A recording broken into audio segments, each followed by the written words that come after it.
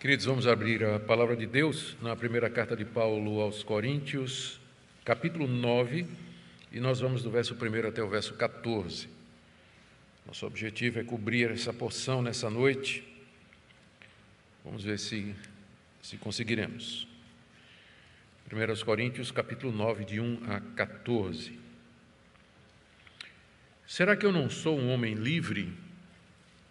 Não sou apóstolo? Não vi Jesus, nosso Senhor? Por acaso vocês não são fruto do meu trabalho no Senhor? Se não sou apóstolo para outros, certamente o sou para vocês, porque vocês são o selo do meu apostolado no Senhor. A minha defesa diante dos que me questionam é essa: será que nós não temos o direito de comer e beber? Será que não temos o direito de levar conosco uma mulher crente como esposa, como fazem os demais apóstolos, os irmãos do Senhor e Cefas? Ou será que somente eu e Barnabé temos de trabalhar para viver? Quem é que vai à guerra às suas próprias custas? Quem planta uma vinha e não come do seu fruto? Ou quem apacenta um rebanho e não se alimenta do leite do rebanho? Será que eu digo isso apenas como homem? Não é verdade que a lei também o diz? Porque na lei de Moisés está escrito: não amarre a boca do boi quando ele pisa o trigo. Por acaso Deus está preocupado com bois? Será que não é certamente por nossa causa que ele está dizendo isso? É claro que é por nossa causa que isso está escrito, pois quem lavra deve fazê-lo com esperança, e o que colhe deve fazê-lo na esperança de receber a parte que lhe é devida. Se nós semeamos entre vocês as coisas espirituais, será muito recolhermos de vocês bens materiais? Se outros participam desse direito sobre vocês, não o temos nós em maior medida? Entretanto, não fizemos uso desse direito. Pelo contrário, suportamos tudo para não criarmos qualquer obstáculo ao Evangelho de Cristo. Vocês não sabem que os que prestam serviços sagrados se alimentam do próprio templo e que os que servem ao altar participam do que é oferecido sobre o altar? Assim também o Senhor ordenou aos que pregam o Evangelho que vivam do Evangelho. Até aqui a leitura da palavra de Deus. Vamos orar mais uma vez. Pedimos agora, Senhor, a iluminação do Teu Espírito Santo para compreender a Tua palavra, especialmente esse tema tão sensível nos dias de hoje, que é a relação entre dinheiro e o ministério pastoral. Pedimos que o Senhor nos oriente a entender o que o apóstolo Paulo está falando aqui e suas aplicações para nós hoje. Nós oramos pelos pastores, especialmente os pastores das igrejas menores que têm sido muito atingidas pelas restrições e algumas delas até fechado as portas. Tenha misericórdia, ó Deus. Nós sabemos que o Senhor sustentará a sua igreja, que o Senhor haverá de conduzir, abençoar e prover o que é necessário. É nessa confiança que nós oramos em nome de Jesus. Amém. Queridos, vamos lembrar o que vimos até agora, para que nós entendamos o que o apóstolo Paulo está fazendo aqui. Nós chegamos na quarta grande divisão da carta que ele escreveu aos Coríntios, onde ele aborda mais especificamente uma questão muito própria daquela época, que era a possibilidade ou não de um cristão comer carne que houvesse sido oferecida no templo pagão a qualquer um daqueles muitos deuses que eram cultuados lá na cidade de Corinto. Comer carne em Corinto era arriscar-se a fazer isso, porque a carne do mercado, do açougue, provavelmente tinha vindo do templo. Se você fosse comer na casa de um amigo pagão, ele provavelmente já tinha consagrado aquela carne às divindades que ele adorava, e havia qualquer outra possibilidade que houvesse, sempre o caminho do templo estava lá, do templo pagão. Então, as chances de você comer carne sacrificada a ídolos em Corinto eram muito grandes. Então, a igreja de Corinto acabou se dividindo em duas categorias, dois grupos. O grupo dos irmãos fortes, eles são chamados de fortes pelo apóstolo Paulo, porque a consciência deles era uma consciência robusta, era uma consciência firme. Eles não tinham dificuldade com isso. Eles achavam que Deus, corretamente, era o Criador de todas as coisas e o único Deus, e que esses ídolos não eram nada, e que não tinha contaminação alguma na carne, ainda que ela tenha sido oferecida a um Deus pagão. Então eles se sentiam à vontade para comer em toda e qualquer circunstância lá na cidade de Corinto.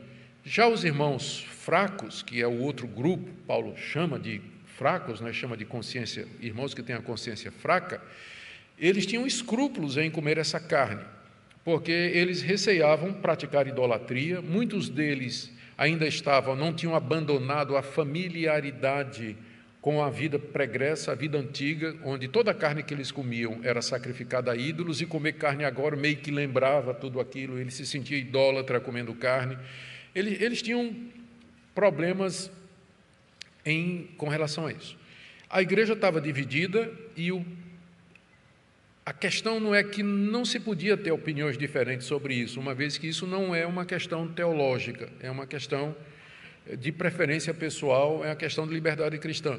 Mas a dificuldade é que um grupo estava condenando outro grupo. Quem comia desprezava quem não comia, e quem comia estava julgando quem comia. Estava nessa confusão aí toda. E os coríntios, então, perguntaram ao apóstolo Paulo como ele deveria orientá-los a respeito disso. E é exatamente esse o conteúdo dos capítulos 8, 9 e 10. É um assunto só. É esse assunto aqui. No capítulo 8, que nós terminamos, o apóstolo Paulo coloca 4 princípios para orientar aquela questão. Aqui no capítulo 9, ele vai colocar o exemplo dele, de alguém que abre mão dos seus direitos por amor aos outros. E no capítulo 10, ele vai usar o exemplo de Israel no deserto e vai responder 3 perguntas. Posso comprar carne no mercado? Posso comer na casa de um irmão que me convida para um churrasco? E posso ir no templo pagão e comer carne lá? Ele vai responder essas 3 perguntas no capítulo 10. Então, é isso o quadro geral. Nós estamos agora no capítulo 9, onde ele coloca o seu exemplo, ele vai falar dos seus direitos, os direitos que ele tem como apóstolo de Jesus Cristo e como um homem livre, e também da renúncia que ele fez dos seus direitos por amor do Evangelho. E com isso querendo dar o exemplo para a igreja de Corinto, especialmente para os irmãos mais fortes. Será que vocês também não podem abrir mão dos seus direitos por amor aos irmãos mais fracos? A nossa liberdade sempre deve ser controlada e guiada pelo amor ao próximo. Então, é o que nós veremos hoje. Vamos começar, então, aí nos versos 1 e 2, quando o apóstolo Paulo coloca os seus direitos. Ele apresenta as evidências do seu apostolado e os direitos que isso lhe dá, como nós veremos. Será que não sou um homem livre? Não sou apóstolo? Não vi Jesus nosso Senhor? Por acaso vocês não são fruto do meu trabalho no Senhor? Se não sou apóstolo para outros, certamente sou para vocês, porque vocês são o selo do meu apostolado no Senhor. Essas perguntas que Paulo coloca aqui, perguntas retóricas, elas têm como objetivo estabelecer o apostolado de Paulo. É isso que ele quer aqui. Então, são perguntas retóricas, porque são perguntas que ele já sabe a resposta, todo mundo sabe a resposta. Será que eu não sou um homem livre? Claro que você é um homem livre. Será que eu não sou apóstolo? Sim, você é apóstolo. Será que eu não tenho esse direito, aquele outro direito? Sim, você tem. Então, essa é a estratégia linguística aqui do apóstolo Paulo com essas perguntas. A primeira pergunta, será que eu não sou homem livre, tem a ver com o que ele disse no verso anterior. Vocês lembram que essas divisões de capítulo e esses negritos aí foram colocados pelas sociedades bíblicas que traduziram a Bíblia. No original que Paulo escreveu, não tem versículo, não tem capítulo, não tem nada disso. Isso é feito pelas sociedades bíblicas. Então, aqui, esse capítulo aqui, o começo do capítulo aqui e o verso 1 aqui, quebrou a sequência do verso 13 com o verso 1, porque a sequência é essa. No verso 13 ele disse: se a comida serve de escândalo ao meu irmão, nunca mais comerei carne para que não venha escandalizá-lo. Será que eu não sou um homem livre? Quer dizer, será que eu não tenho liberdade para fazer isso? Eu sou livre para deixar de comer carne se eu entender que isso vai escandalizar meu irmão. Então, essa pergunta aqui, do verso 1, tem a ver com o versículo do último capítulo. Será que eu não sou livre? Eu não tenho essa liberdade em Cristo para comer ou deixar de comer? Ele é livre. Ele, em Cristo Jesus, é livre desse tipo de escrúpulos e ele usa a sua liberdade como ele entende que deve. Mas ele vai mostrar no capítulo 9 que ele prefere, em amor aos irmãos, abrir mão dos direitos que ele tem como um homem livre. A segunda pergunta, ainda no verso 1, não sou apóstolo, visa estabelecer o fato. Ele, de fato, é apóstolo. Quando ele diz assim, não sou apóstolo, ele está usando o termo apóstolo no sentido mais importante em que a palavra é usada aqui no Novo Testamento, é que quando ela se refere aos 12 apóstolos de Cristo e ao próprio apostolado dele. Essa palavra apóstolo, ela significa literalmente alguém que é enviado, e o sentido é enviado com autoridade para desempenhar uma determinada tarefa, quase que um representante autorizado. Então, nesse sentido, a palavra apóstolo é usada no Novo Testamento, em várias categorias, para descrever algumas categorias de pessoas. Primeira, os 12 apóstolos de Cristo, que ele chamou de entre os seus discípulos, durante o seu ministério terreno, e o apóstolo Paulo, é a mesma categoria. Depois você tem pessoas no Novo Testamento que são chamadas de apóstolos simplesmente porque elas foram enviadas por alguma igreja para cumprir uma determinada missão. Como, por exemplo, Barnabé, que vai estar aqui junto com ele, Silas é chamado de apóstolo, Timóteo, Epáfras é chamado de apóstolo lá na carta aos Filipenses, só que qual era a missão de Epáfras? Trazer uma oferta lá da igreja de Filipos para Paulo, que estava em Roma. Então, Paulo diz assim, vocês me mandaram o seu enviado Epáfras, e enviado no original é apóstolo. Então, o apóstolo podia ser alguém que saía de uma igreja para outra para levar uma oferta, era chamado de apóstolo também. Ou alguém que ia fazer trabalho missionário, o enviado para pregar o evangelho. Então, existem todos esses usos da palavra apóstolo no Novo Testamento, mas quando Paulo diz aqui, não sou apóstolo, é no sentido de que apóstolo como os 12, aqueles 12 que Cristo chamou, os apóstolos do Cordeiro, e Paulo está incluído nessa categoria. E fora os 12, Paulo não tinha naquela época, e provavelmente não, com certeza não tem hoje, alguém no mesmo nível dos 12 e do apóstolo Paulo. Como ele coloca logo em seguida na próxima pergunta.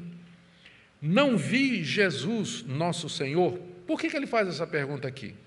É porque essa era uma das condições para ser um dos 12, na mesma categoria dos 12, é ter sido testemunha do Cristo ressurreto. É ter sido testemunha do Cristo ressurreto. Resumindo, para que alguém fosse apóstolo no período do Novo Testamento, ele tinha que ter sido chamado por Cristo e ele teria que ter sido testemunha da ressurreição de Cristo. Nessa categoria só cabem 13 pessoas, os 12 e o apóstolo Paulo. Você diz, ele não foi chamado por Cristo? Ele foi chamado por Cristo no caminho de Damasco, mas ele não foi testemunha da ressurreição, porque ele se converteu muito tempo depois. Claro que foi, porque Jesus apareceu a ele no corpo da ressurreição. Aqui é importante a gente fazer uma distinção entre uma visão e uma aparição. Aparição, Cristo se manifesta como ele é. Se você estivesse próximo dele, você o veria, você o escutaria. Visão é alguma coisa que acontece na cabeça. Só quem vê, ouve, é a pessoa que está tendo a visão. Como o apóstolo João na ilha de Patmos, que teve uma visão de Cristo. Se você estivesse ao lado de João, você olharia para o céu, como João estava olhando, e você não ia ver nada. Mas João estava vendo lá todo o livro de Apocalipse se desenrolando diante dele.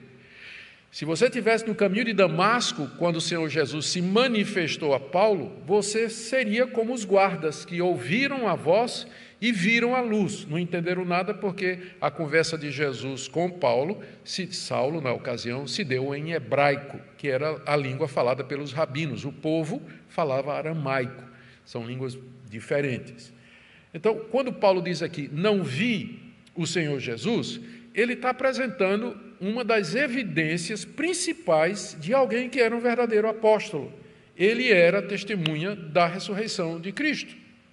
Ele era testemunha, ele tinha visto o Senhor Jesus. E a próxima pergunta, as duas próximas perguntas, vão também na mesma direção. Paulo está querendo estabelecer o apostolado dele diante dos coríntios, por isso ele pergunta, agora, ainda no verso 1, por acaso vocês não são fruto do meu trabalho no Senhor? O trabalho dele em Corinto é apresentado pelo apóstolo Paulo como mais uma evidência de que ele era apóstolo de Cristo e especialmente apóstolo para os gentios. Em que sentido? Paulo foi a Corinto como desbravador, como missionário, e lá onde ainda Cristo não tinha sido anunciado, ele colocou o fundamento da igreja. Era isso que os apóstolos faziam. Eles foram chamados por Cristo para lançar o fundamento da igreja. E o fundamento era a pregação do Evangelho e a constituição de igrejas organizadas em torno da verdade de que Cristo é o Senhor. Então, tudo isso naquele momento inicial da igreja. Os apóstolos foram levantados para isso, para lançar as bases da igreja. Paulo, então, está se colocando nessa categoria quando ele pergunta aos coríntios, vocês são fruto do meu trabalho no Senhor. A conclusão, no verso 2, se eu não sou apóstolo para outros, certamente sou para vocês, porque vocês são o selo do meu apostolado no Senhor. Por que esse desejo, essa preocupação de Paulo de estabelecer o seu apostolado, sem sombra de dúvida, se não para todo mundo, pelo menos para a igreja de Corinto? Por que isso? É porque na igreja de Corinto havia questionamentos a respeito disso, se ele de fato era apóstolo de Jesus. Nós vimos isso nos capítulos 1, 2, 3 e 4, no início da nossa série, quando nós falamos a respeito das divisões que havia na igreja de Corinto, formadas por 4 grupos: o grupo de Pedro, o grupo de Apolo, o grupo de Cristo e o grupo de Paulo. Então, dizer eu sou de Pedro ou eu sou de Apolo era a mesma coisa de dizer eu não sou de Paulo. Então, havia rejeição ao apóstolo Paulo e à sua liderança dentro da igreja de Corinto. No capítulo 4, é quando ele faz uma defesa mais clara e apaixonada do seu apostolado, até ironizando com os coríntios que achavam que eram superiores a ele, estavam numa posição mais elevada, eram mais espirituais do que o próprio apóstolo Paulo. É por esse motivo que aqui no capítulo 9, ele está tão desejoso de estabelecer o seu apostolado. Não somente porque ele quer que essa verdade prevaleça ali, mas porque ele está armando uma arapuca para poder pegar os coríntios lá na frente, por assim dizer. Porque uma vez que ele estabelece que ele é apóstolo, então isso significa que ele tem determinados direitos. E uma vez que ele estabelece esses direitos, ele vai dizer, eu, entretanto, abri mão de tudo isso por amor ao Evangelho. E vocês deviam fazer a mesma coisa por conta dos seus irmãos fracos, que têm dificuldade com carne sacrificada a ídolo. Essa é a estratégia dele. Então, para que ele faça isso, ele primeiro tem que estabelecer que ele é apóstolo de Cristo. E é isso que ele faz aqui nos versos 1 e 2. Agora ele vai falar dos seus direitos, do verso 3 até o verso 6. Ele diz que o que ele vai fazer é apresentar uma apologia, uma defesa. Verso 3, a minha defesa diante dos que me questionam é essa. A palavra defesa, apologia, na língua grega. Questionar significa, no grego, julgar. O que é que estava acontecendo? Como eu já disse, tinha gente lá na igreja de Corinto que estava julgando o apóstolo Paulo, o ministério dele, fazendo comparações com Pedro, fazendo comparações com Apolo e com os 12, não consideravam Paulo como um verdadeiro apóstolo e faziam críticas do tipo que ele era mercenário, que as intenções verdadeiras do ministério dele, o que movia o apóstolo Paulo era dinheiro. Era, de alguma forma, ter benefício próprio através da pregação do Evangelho, estabelecimento de igrejas e coisas do gênero. Era disso que ele estava sendo acusado. Qual é a defesa que Paulo apresenta, então? É o que ele diz que vai fazer aqui no verso 3. A minha defesa é essa. Vamos ver, então, os argumentos que Paulo apresenta como defesa, né? Aliás, vamos ver a defesa que ele faz diante deles. Primeiro, também, mais uma vez, na forma de pergunta. Ele diz aí no verso 4, será que nós não temos o direito de comer e beber? Eu sou apóstolo de Cristo Jesus, fui enviado pelo Senhor Jesus até Corinto. Eu preguei o evangelho a vocês e vocês são fruto do meu trabalho, do Senhor. Será que eu não tenho direito de comer e beber às custas de vocês, sustentado por vocês? Será que eu não tenho esse direito? Ou eu tenho que passar fome, passar necessidade, né? De graça recebeste, de graça dai, né? Então não vai ter, é isso? Eu vou ter que ficar sem comer e sem beber? Paulo está sendo até meio que irônico, né? Aqui, meio que envergonhando os coríntios por conta da atitude deles.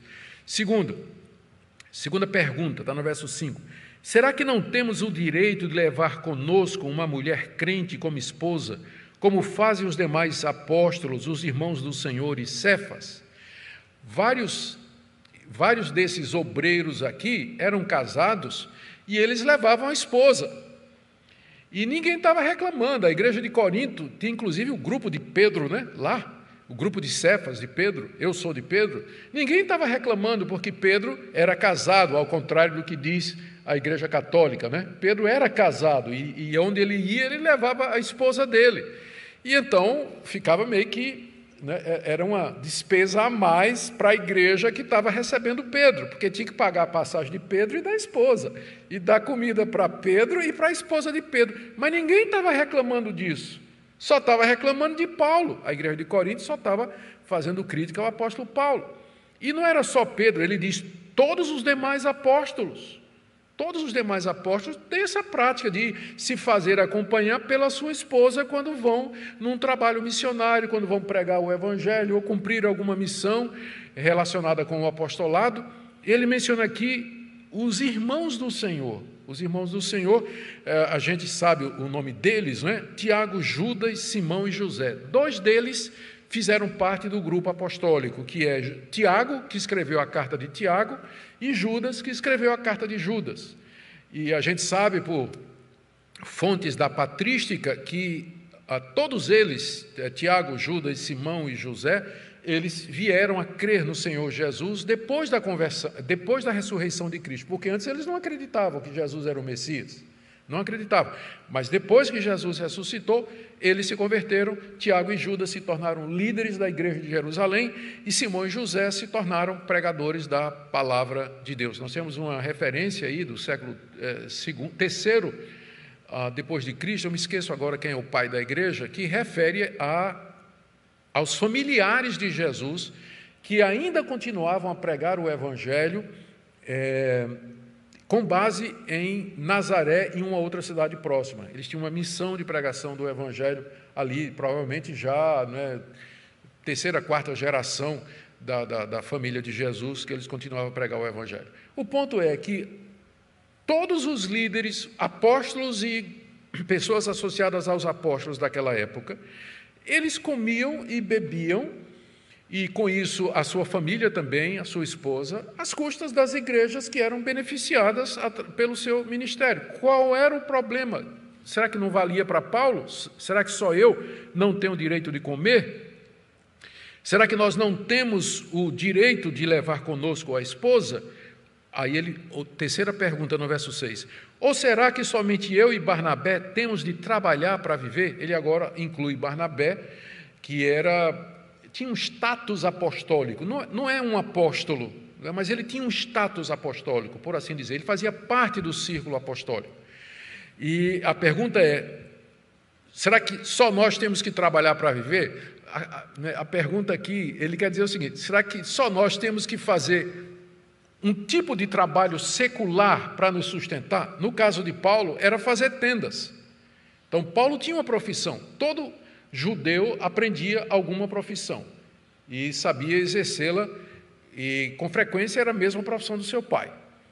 Então, Paulo tinha aprendido a fazer tendas, provavelmente porque o seu pai também era fazedor de tendas. E talvez lá na cidade de Tarso, onde ele nasceu, tinha lá tendaria fulano de tal, né, que era do pai do apóstolo Paulo.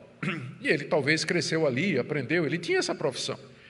Ele não se recusava a fazer isso, várias ocasiões ele fez isso. Mas a pergunta é, será que ele não teria o direito de receber recursos da igreja para viver, ou ele tinha que ter um trabalho secular, já que não era para receber nada? Então ele tinha que viver trabalhando junto com Barnabé numa obra secular para poder atender às necessidades da igreja? Essa é a pergunta. No verso 7 em diante, isso aqui são as perguntas que ele faz em sua defesa, não é? É a apologia que ele apresenta. Veja que no verso 3 ele diz, a minha defesa é essa. E aí vieram essas 4 perguntas que têm como objetivo estabelecer os direitos que ele tem de comer, beber e levar uma esposa. No caso, Paulo não tinha, se viesse a ter, né, o direito de levar, como todos os demais apóstolos faziam e obreiros em Cristo Jesus. Agora, a partir do verso 7, ele traz em sua defesa vários outros argumentos que eu dividi, categorizei para ficar mais fácil para nós. Primeiro, 3 argumentos tirados do bom senso, 3 argumentos tirados do bom senso. Depois, mais 3 argumentos tirados das Escrituras e depois um argumento baseado na reciprocidade. Vamos ver como Paulo argumenta aqui. Então, primeiro, 3 argumentos tirados do bom senso. Todos eles estão no verso 7. Ele pergunta, quem é que vai à guerra às suas próprias custas? Quem planta uma vinha e não come do seu fruto? Ou quem apacenta um rebanho e não se alimenta do leite do rebanho? Nenhum desses argumentos aqui é necessariamente bíblico, no sentido de que é um argumento religioso, mas é um argumento tirado da vida comum, que todo mundo concordaria. Não precisa ser crente para concordar com isso aqui, não. Não precisa ser crente, não. A primeira pergunta, quem é que vai à guerra às suas próprias custas? O soldado é convocado para ir para a guerra, e aí o governo diz, olha, você tem que arrumar um fuzil, um fuzil, uma farda, a metralhadora, granada de mão, um bisaco para botar de lado, uma bolsa para botar nas costas, então, e venha. Quem que vai para a guerra às suas próprias custas? O soldado ele tem que ser sustentado por quem é convocado. O exército é que vai dar para ele todas as condições para que ele possa participar da guerra. É um argumento que não precisa ser crente para concordar, é óbvio, né? É o bom senso. Boa parte da argumentação bíblica ela é tirada do senso comum.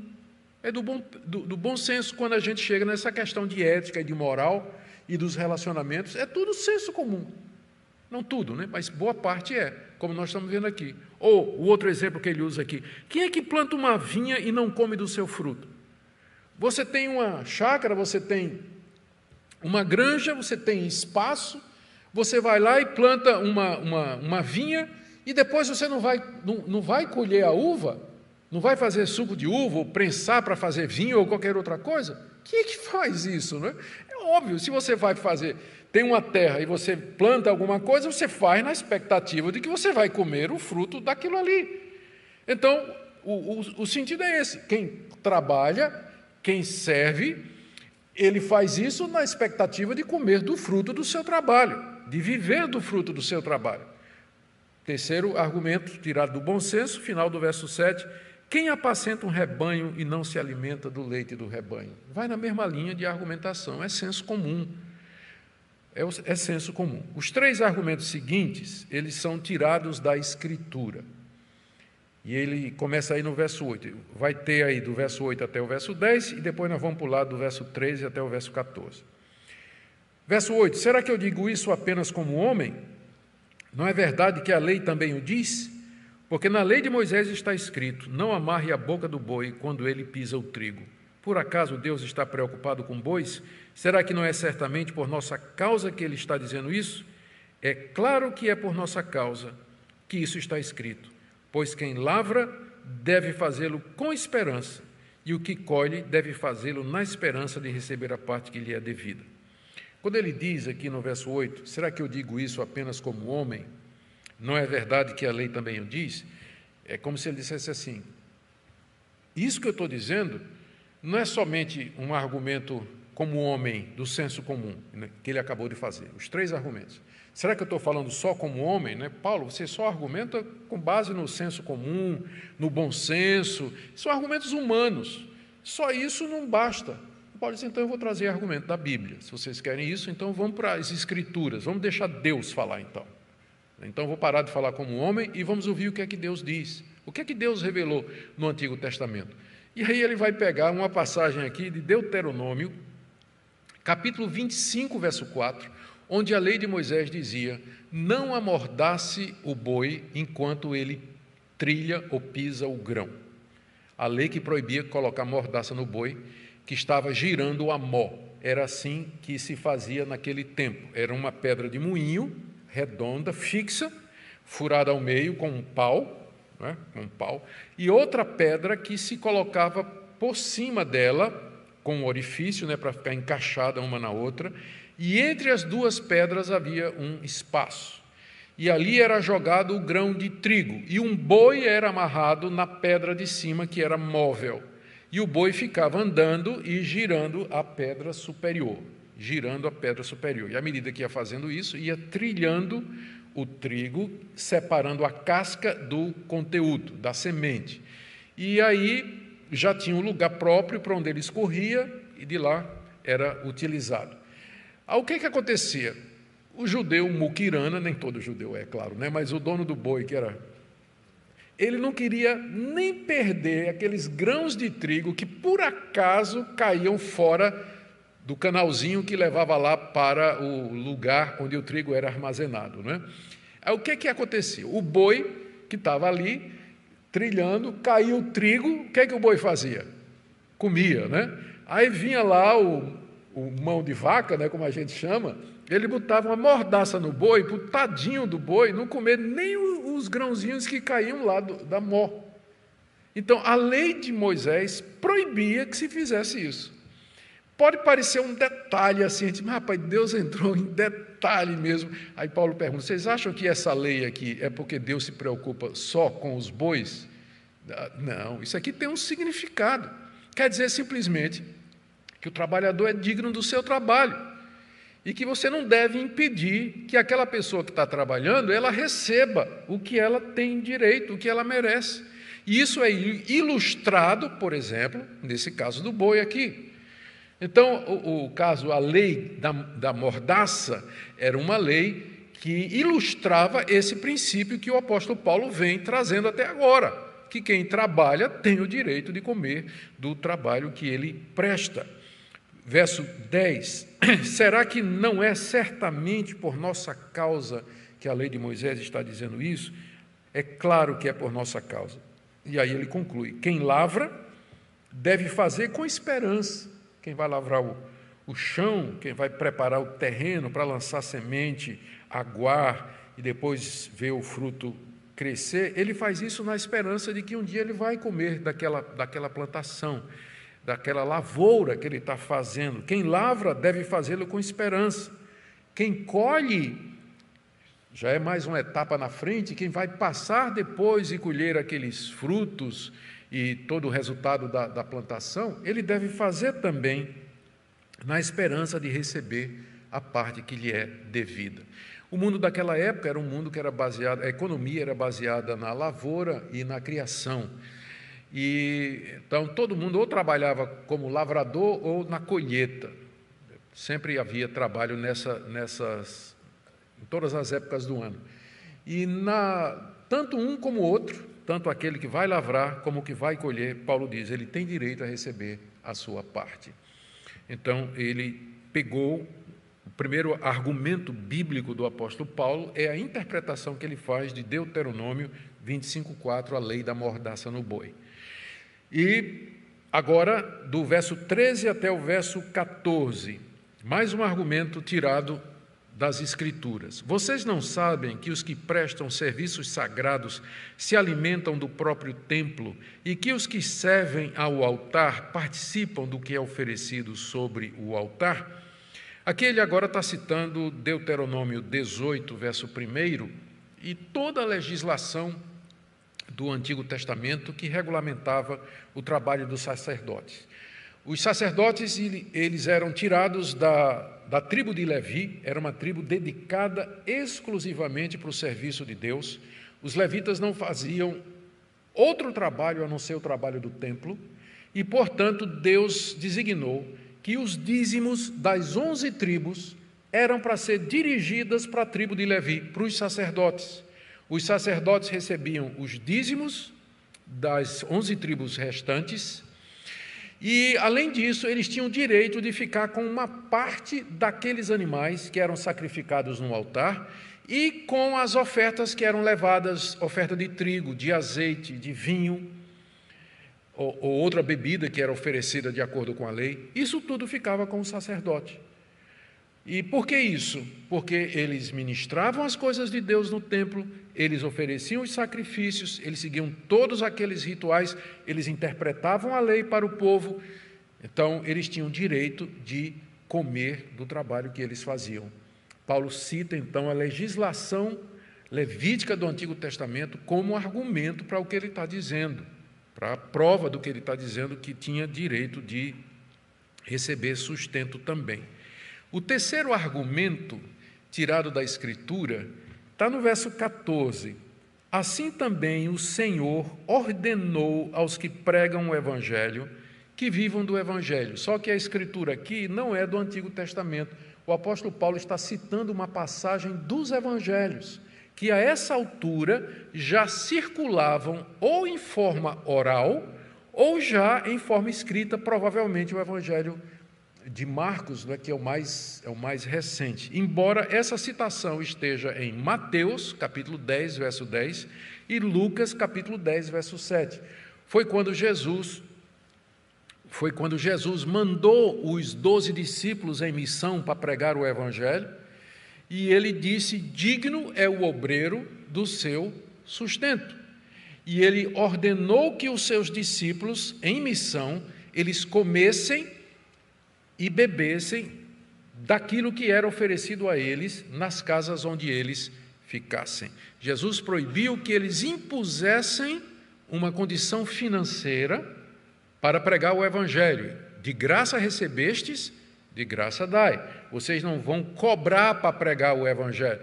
Vocês vão pregar o Evangelho e vão viver das ofertas e do sustento que as pessoas abençoadas, as pessoas que foram alcançadas, elas desejarem ministrar para vocês.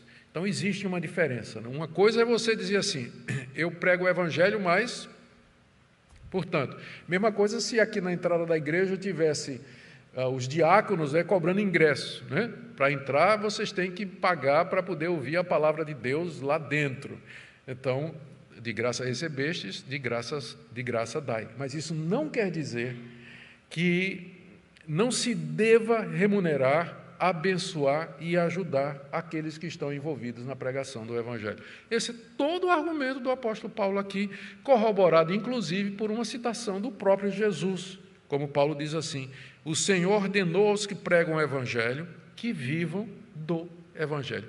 O que é viver do Evangelho, a não ser viver com base nos recursos, nas ofertas que são dadas por aqueles que foram abençoados pela mensagem do Evangelho? Por último, um argumento baseado na reciprocidade, versos 11 e 12.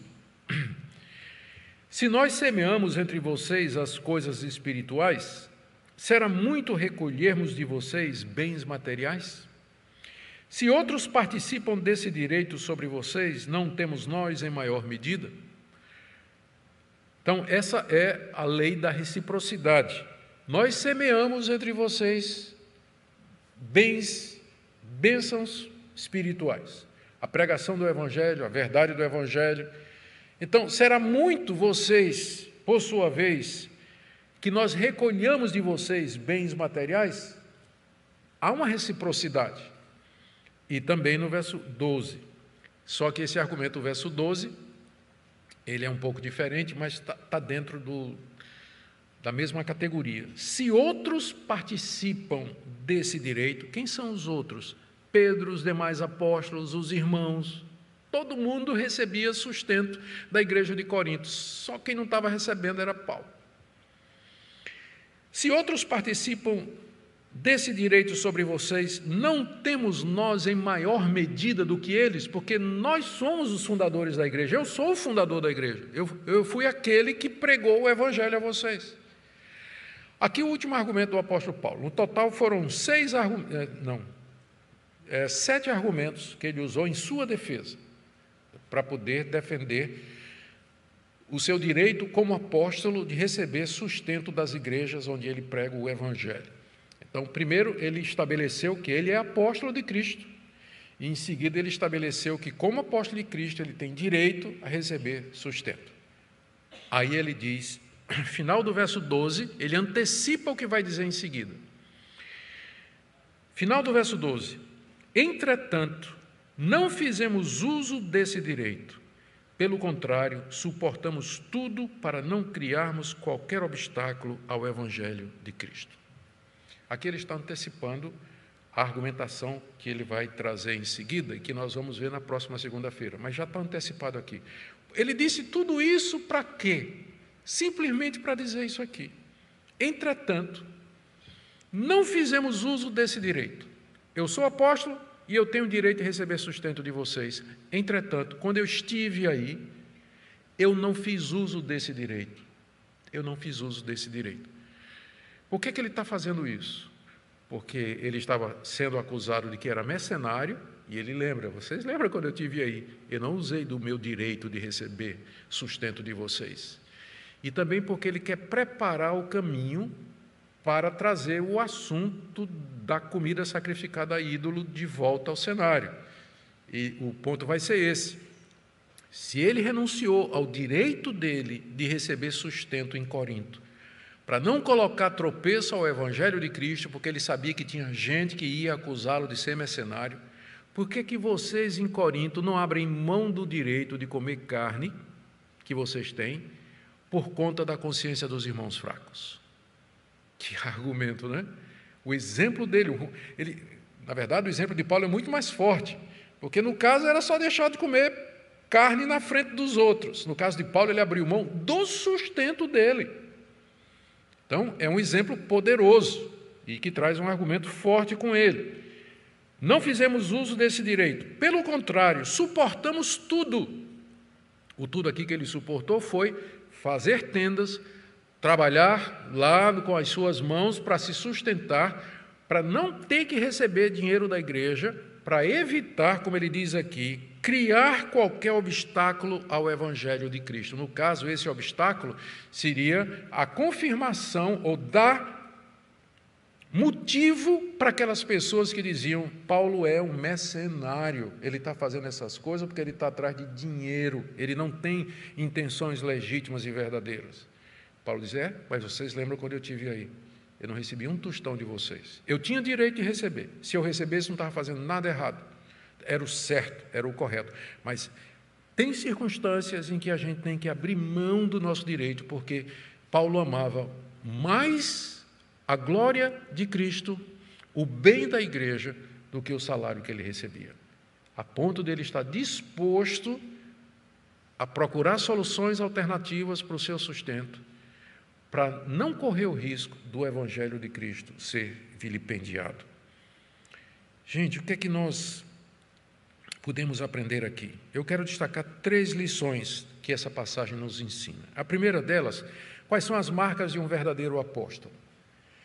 E elas são ter sido chamado por Cristo, ser testemunha ocular da ressurreição de Cristo Jesus e ser instrumento de Deus para lançar os fundamentos da igreja. Como não tem mais ninguém vivo hoje que se encaixa nessas 3 categorias, nós concluímos que não existem mais apóstolos como os 12 e o apóstolo Paulo.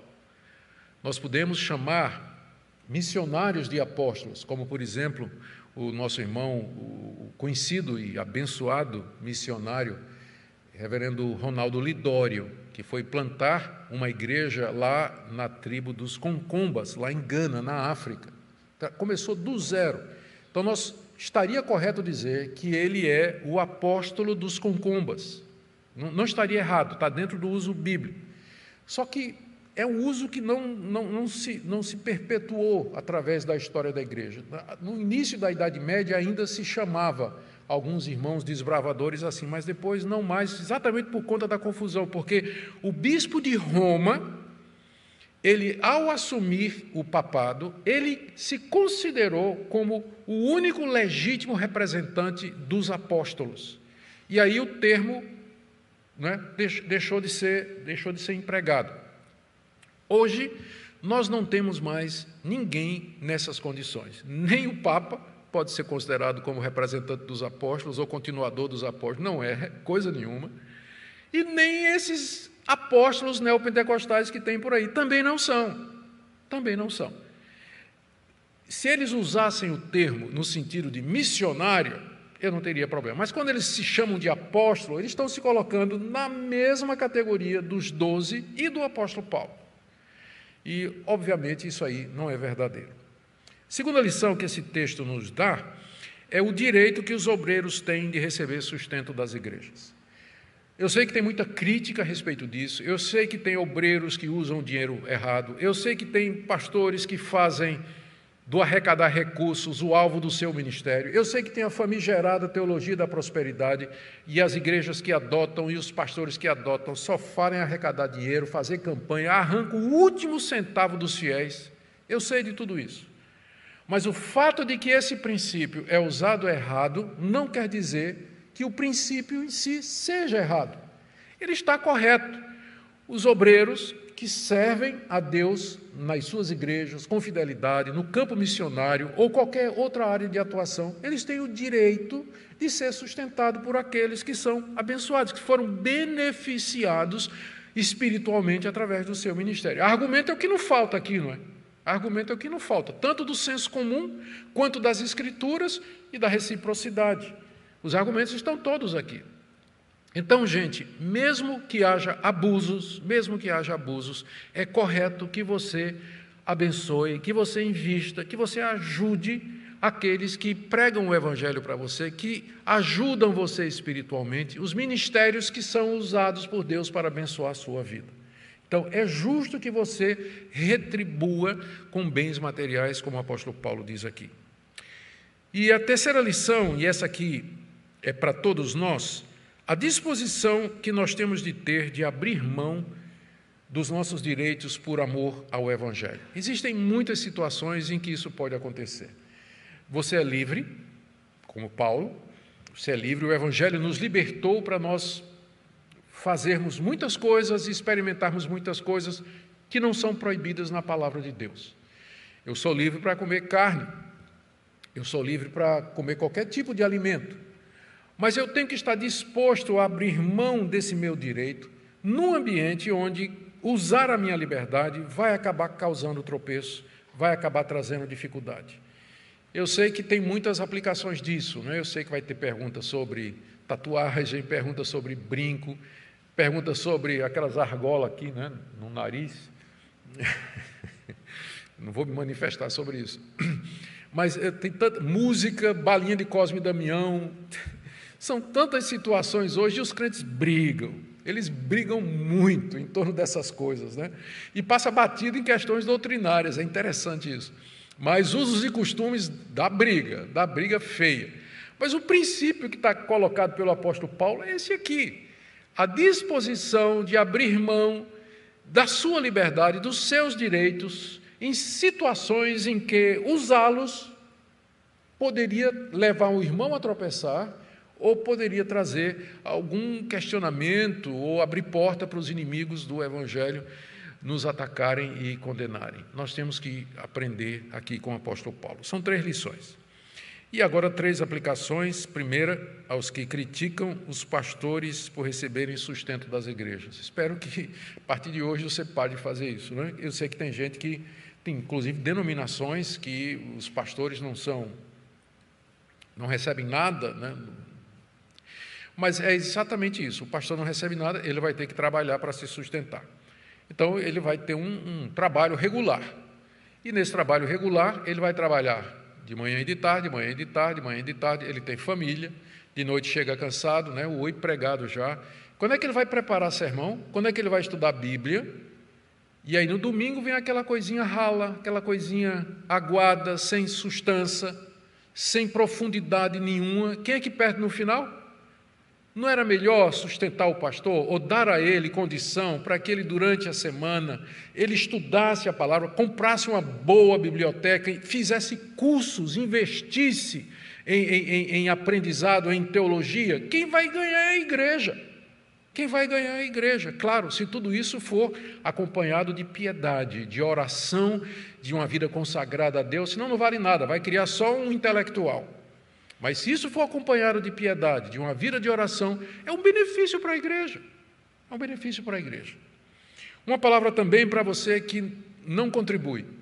Eu espero que a partir de hoje você contribua. Está muito claro, não é? Está muito claro. Quando você está contribuindo para a sua igreja, está contribuindo para o sustento pastoral também e, assim, abençoando aqueles que lhe abençoaram espiritualmente.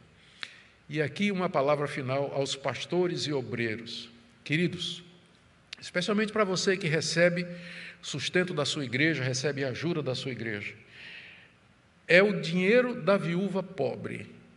Eu não compreendo como é que um pastor que recebe sustento da sua igreja, ele consegue dormir de noite se ele passa o dia inteiro nas redes sociais. Ele não visita, ele não vai para o hospital, ele não aconselha, não recebe ninguém do gabinete, ele não estuda, ele não se atualiza, ele passa o dia nas redes sociais. Como é que esse cara consegue dormir de noite? Eu não sei. Então, nós devíamos nos envergonhar. O dinheiro que lhe sustenta é a moeda da viúva pobre. O mínimo que você deveria fazer é tentar corresponder ao esforço da igreja para que você, de alguma forma, possa se dedicar a ela e para servi-la com alegria. É claro que você vai fazer isso porque Deus lhe chamou para isso. O dinheiro não é a motivação. Mas, com certeza, você devia lembrar que você custa a um valor, a um custo da igreja, e que você deveria viver à altura disso, lembrando dessa dedicação e do sacrifício dos irmãos. Amém, irmãos? Próxima segunda-feira, se Deus permitir, nós entraremos no resto do capítulo 9, onde Paulo faz uma aplicação agora direta desses princípios, especialmente desse da renúncia, à questão